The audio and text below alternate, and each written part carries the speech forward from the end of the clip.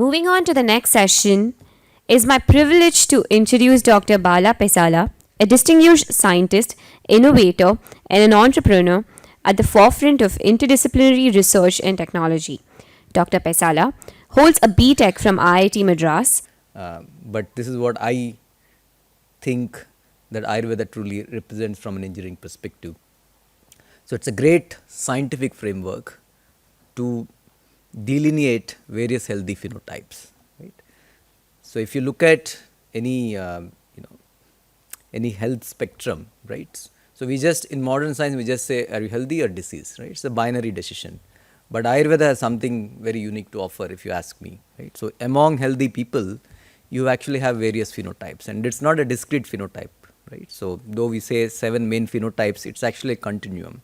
And any engineer, right? You can do AI machine learning to understand these phenotypes. The beauty of Ayurveda is if you know the phenotype, right? You can actually follow certain principles, whether it is diet, whether it is dinacharya, ruticharya, whether it is your panchakarma, regenerative panchakarma habits to keep yourself healthy, right? So modern science doesn't talk about how to keep healthy. Modern science usually talks about if you have a disease, how to cure it, right? So that's the beauty of Ayurveda.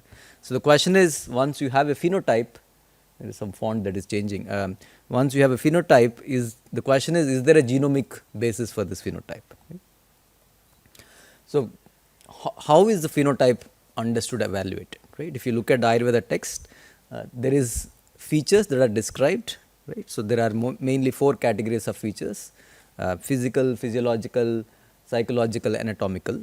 These are the broad list of the features, and if for each of the feature you ask a question, right? In future, some of these features can be more quantifiable using computer vision, blood markers, etc. But let's just stick to typically what is done in Ayurveda, right? So you ask a question, for example, is your skin dry, right, or oily?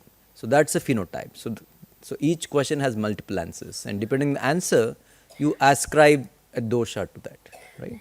So it's a very scientific way of looking at your phenotype, and the important thing is some of these questions are actually interrelated, right? So people usually ask us, why do you need AI and machine learning? If all the features have a single label, then you don't need machine learning.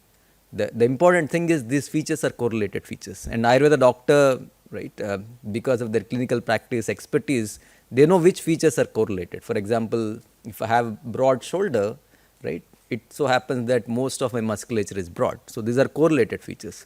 A machine learning system does not know that, but the Ayurveda doctor knows it, right? So that's why you have to build in complex algorithms to understand these correlations and give final accurate answer.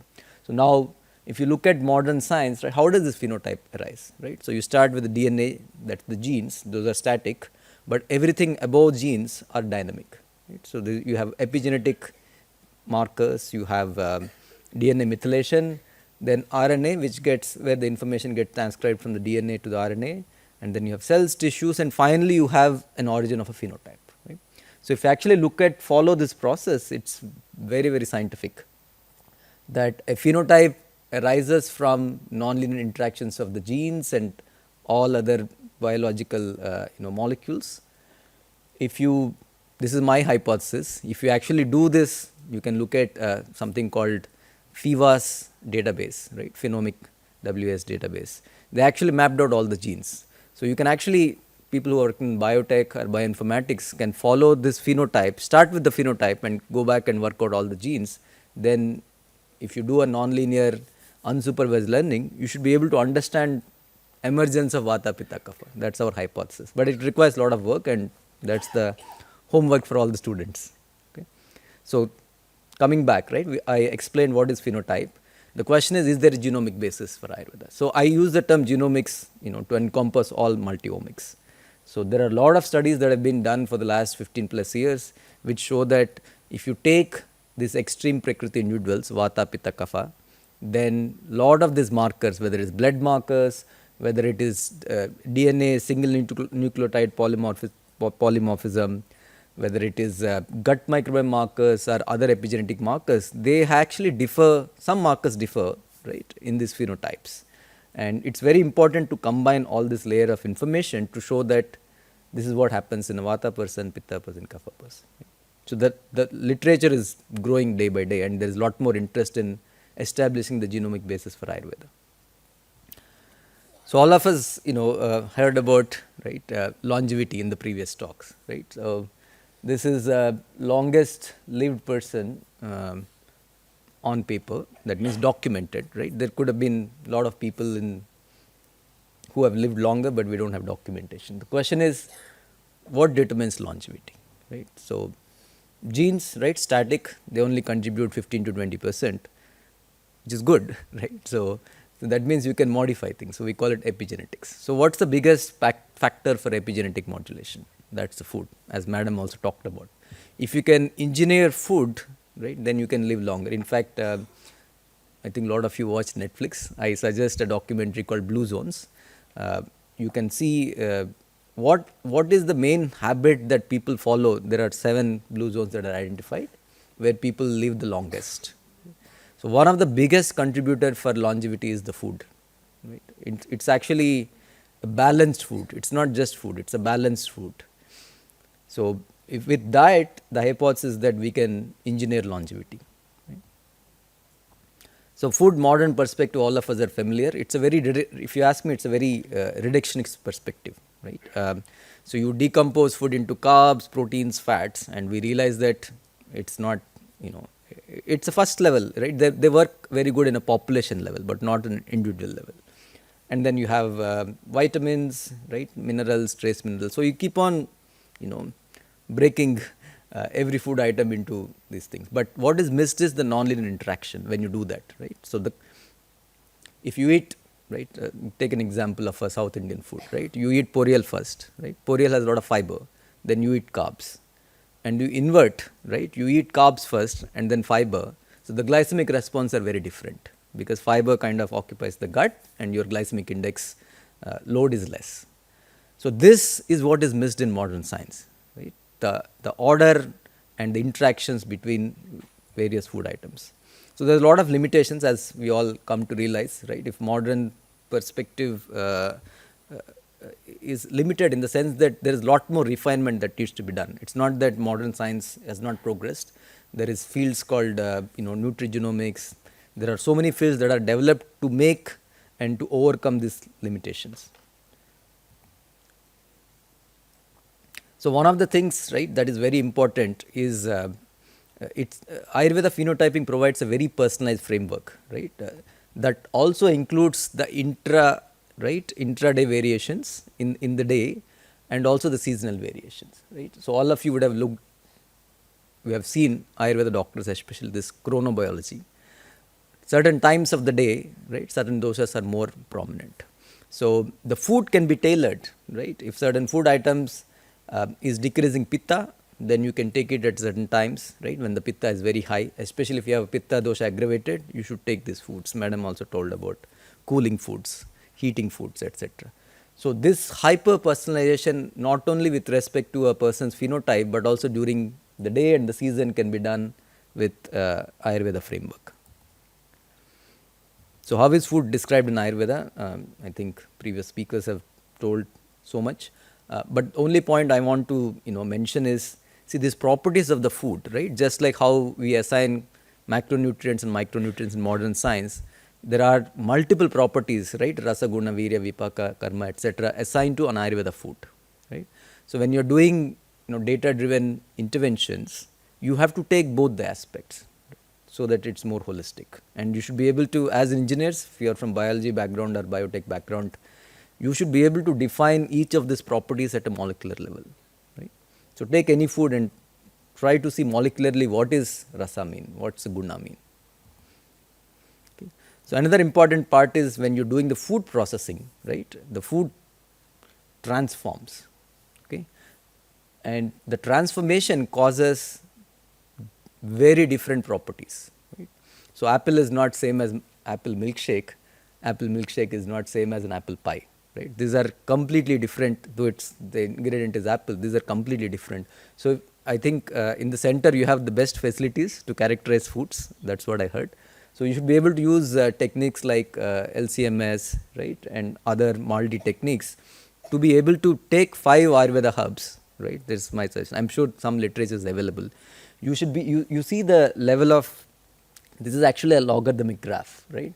Some nutrients, right, main components are available 10 power 7 times than the other components.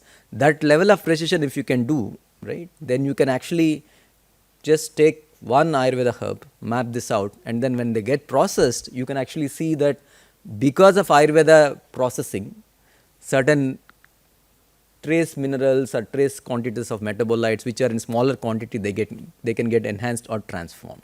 And if you can show it for Ayurveda preparations, there is nothing like it. You'll be contributing to the literature, because a lot of times drugs fail because we tend to give most of the Western industry, right? I walk into a Walmart, they're just taking the active and then giving it. But that's not how Ayurveda describes, right? Curcumin needs, right, a lipid carrying medium or piperine for it to be more bioavailable. So these interactions are missed, right? And we just do herbal extract and try to give. And a lot of studies have shown that if you just give herbal extracts against the principles that are described in Ayurveda in terms of processing, they will not have a lot of efficacy, right? There are a lot of studies which show that. So it is very important that we follow the principles described in Ayurveda and establish a scientific basis, instead of everybody just taking turmeric, ginger, right? So there needs to be a very science-driven, Ayurveda science-driven framework. So there are a lot of knowledge graphs that you can create, right? These days you have so much of information that's available. I especially request young people who are in this audience to leverage the large language models that are being developed to establish these connections, but have an Ayurveda doctor check these connections, because these models can hallucinate. So you need a domain expert to tell whether, right?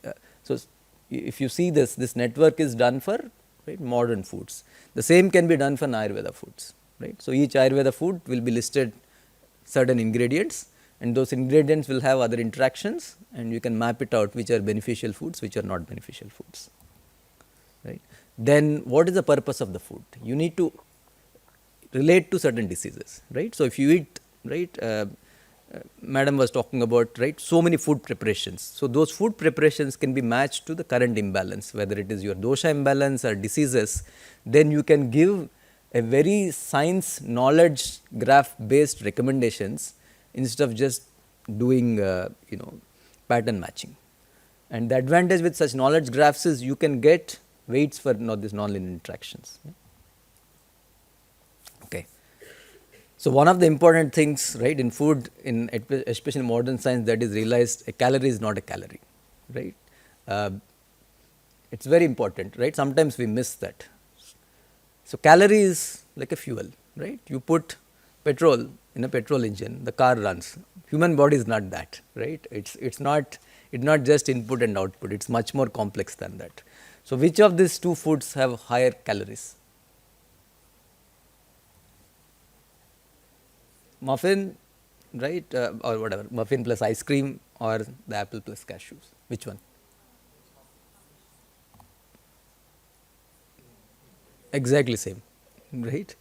So what you have to understand is that this very macro definition of calories, right, doesn't work at an individual level, right? All of us know that both are same calories, but which is more nutritious, right?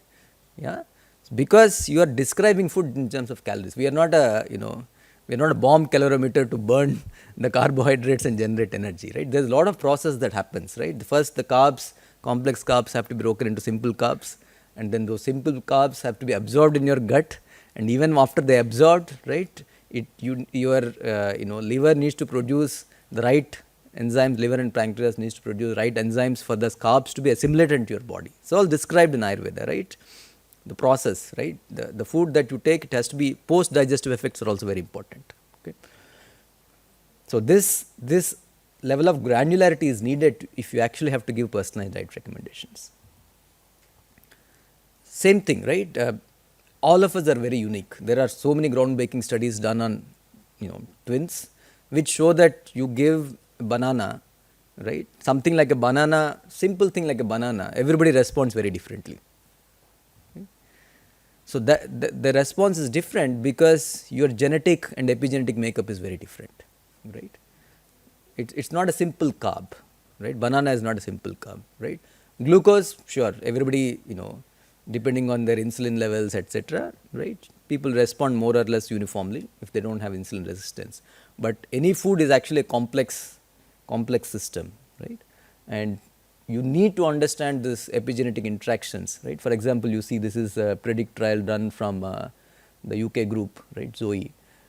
You see the variation in terms of the glycemic responses. Same food is given, right? You see so much variation. Same thing with the triglycerides, right? Responses. The top graph is the triglyceride response, right? Same food is given and you see the response. And it depends a lot on, you know, not just the, see, meal composition only contributes to 20%. Same food. But the rest is all your epigenetic factors, your genetics, right? Your, of course, meal content plays a role. What is your current state of the blood markers, right? You may have already high, insulin in your blood because of insulin resistance. That will also determine. You may have high inflammatory markers. That will also determine how much of these carbs are actually absorbed, right, versus how much are circulating in the peripheral system. So what I am trying to, come to is you need to integrate both the fields if you really have to give personalized recommendations. That's why you have to integrate Ayurveda principles, right, along with all the modern science, right, with the multi-omic layers to give healthy recommendations. So I'll just take 2-3 minutes to explain what we do in our company. So this is a term that I call Ayurveda 3.0, right. So Ayurveda 1.0 has been practiced for the last 2000 years, right, just follows the Ayurveda principles. Ayurveda 2.0, and a lot of Ayurveda doctors, right, practice is they look at Ayurveda markers, they look at blood reports and they give suggestions, right. Typically it's the blood markers. Now most of the Ayurveda doctors are well versed interpreting the modern blood reports.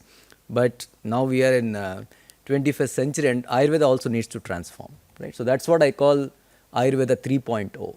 It's actually the culmination of, right, everything, both Ayurveda and modern science. Right? So integration of multimodal generative AI, integration of digital markers. We have so many digital markers, right? These days, your phone can measure how many steps you have walked, how good is your sleep quality. Your CGM can measure your glycemic responses. Your multi-omic markers, right? All your blood tests, gut microbiome tests can measure so much things. There's so much of information. Right? So all this should be combined to give personalized recommendations. That's what I call Ayurveda 3.0. And if you do that, right, I can promise you everybody will, in the world, right, will be free of disease if you follow these principles. So what we do in our company? So we combine these 4 things, right, digital markers, Ayurveda principles and machine and deep learning. We have multiple patents also granted in this. One number that always, right, startled me is how much, right, we don't appreciate keeping people healthy. We're always trying to, cure once the disease happens, right. So this is a study that is done in US. If you can extend the healthy life of entire US population by just 1 year, you save $38 trillion. So that's the amount of, right, interventions that or savings that you can do by just preventive health and wellness. And there are a lot of discussions about incentivizing people to stay healthy, right. If I give you, if you are a healthy person, I give you 100 rupees, right, to keep yourself healthy, that is a much better investment than I give you 1000 rupees after you get sick. So there's a huge opportunity to combine both these fields. So the idea is that you do Ayurveda principles and you understand the diseases, this balance, etc., and you give personalized recommendations. Personalized recommendation should be holistic, right? It's not just food, as ma'am also talked about, right? The mental aspect of the food, sometimes we forget, right? Only physical aspect, right? We look at how strong we are, how many muscles we are building, but food should be nourishing not just for the body, but also the mind, right? You can have all the muscles you want, but if you are feeling, right, lazy all the time, that doesn't help you in a holistic sense. So food, herbal supplements, and the mental aspects, yoga, pranayama, meditation. This is all combined is what we emphasize. So I have a quick video of what we have developed. Any of you are interested, you can download Explore as Guest, no need to pay. So we have integrated AI into this application. Just 20 minutes of, right, we are launching, just yesterday we launched to 3 startups because startups is one of the areas where people are stressed all the time. Right? So we have a corporate wellness program, and as an individual user also you can take. So you can choose the wellness category, we do an AI assessment, right? And we understand what is your current imbalance.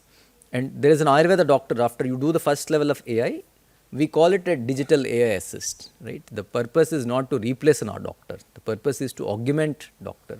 So there is a saying that we use: AI will never replace doctors, but doctors who know AI will replace doctors who don't. So I'm happy that all the Ayurveda doctors sitting in the audience, right, are getting introduced to the latest AI concepts. You see here, right? So we are combining the symptoms and also something called a digital pulse. So typically it requires physical presence of an Ayurveda doctor to interpret. So from the pulse, machine learning, image processing, etc., we extract deep markers and give as an assist to an Ayurveda doctor. What is this person's heart rate? What is the person's heart rate variability, tala, right? What is the person's rhythm, right? Gati, vega, bala. All these parameters that are described in Ayurveda, we give the first level of decision. Right? And then additional tests they can do, blood markers, gut microbiome, and then we set the goals, and then we hope that the people follow the goals, right? There is an incentivization mechanism that we build in. And one of the key aspects is personalized diet recommendations. Based on your blood markers and Ayurveda markers, we design a very personalized diet that is holistic. Okay. This app is available for free. It's called AIWELL. You can explore as a guest. You can download from Google Play or iStore. Our web app is also available. Feel free to explore and give comments. Okay, so this is how, this is just a summary of what I've done. You can upload your blood reports. There is an AI that analyzes along with the Ayurveda markers, and we give personalized recommendations. There's a lot of generative AI we are using, large language models, but we are training. Important thing is large language models can hallucinate. You need to actually train on real world clinical data. That's what we are doing. We have close to 3,000 plus, right, clinical data that we got from Dr. Mahadevan's hospital, which we are using to train these algorithms. Okay. So this is the snapshots. So just I will end last with the importance of the gut microbiome, right? So we call gut as a second human. In fact, there are more gut bacteria or equivalent number of gut bacteria in you as your human cells. So it's very important to understand the gut microbiome. This is a lot of companies in the world are doing it. Once you know your gut microbiome, then you can give personalized nutrition. Okay. It's been described extensively in Ayurveda, right? The gut dysbiosis propensity, right? I talked about Vata, Pitta, Kapha phenotypes. If you know your phenotypes, your propensity is also described. I had a Vata, Pitta phenotype, so I have propensity to get gastric disorders. So if you don't take good precaution, then you go out of the boundary. That's when diseases start, right? Same thing, right? If the Vata Prakriti or Vata dosha increases, right? This is what happens. These are all, it can be symptomatic stage, but if you can take precautions at this stage, then it will not go into full-blown disease. There's a lot of knowledge in Ayurveda, right, regarding your Kosta unique gut, right, in terms of your Agni capacity, etc. So I'll not go into the details, but what is important is in Ayurveda it is very described, the digestion process, right? Your Agni needs to be perfect. A lot of the diseases happen because you are not digesting the food properly. And once the food is not digested, it causes toxins. Right? It causes toxins because, let's say you eat a lot of carbs. You cannot digest so much carbs. Your gut microbiome will start eating those carbs, and then you will get gut dysbiosis. If you don't take enough fiber, right? So there is digestible fiber, there is undigestible fiber. Undigestible fiber, right, is actually a good feedstock for your gut microbiome. So these days there is a field called prebiotics, right? The sort of fiber that our grandmothers emphasized that we should take. It's actually a prebiotic, not necessarily for you, but for your gut microbiome, which will eat the fiber and produce beneficial compounds, right, to you. So that's why some of the essential, right, vitamins, etc., are produced by the gut bacteria after ingesting the food. Okay. So there is a whole science where you can link, right, Ayurveda with gut enterotypes. Okay. And certain enterotypes have different bacteria, and you can modify your foods to preferentially promote that bacteria, right? These are all, this mapping is done by Dr. Pratibhan. So you can talk to me if you have any questions, how they have mapped different gut microbiome to different, recommendations that you should take. Okay. So this is what we are doing in our company, right? Right now we are building frameworks. So we get your gut microbiome report, right? We get your Ayurveda markers, and then we combine and synthesize these two recommendations to give a holistic and personalized diet. And we strongly believe that, right? If you just look in isolation, right? Individually, either Ayurveda recommendations or gut microbiome recommendations by themselves may not capture the full picture. But if you combine these two, then you will have much more granular and targeted interventions. So with that, thank you for your attention. I'll be happy to answer any questions during the lunch. If you have any questions, write to me. This is my email and that's our website. I'm hoping that some students, right, will get some inspiration and take up research projects and hopefully start companies. Thank you. I request Dr. Tanuja Manoj Nisari ma'am to come over to the stage to felicitate Dr. Bala Pesalla with a memento.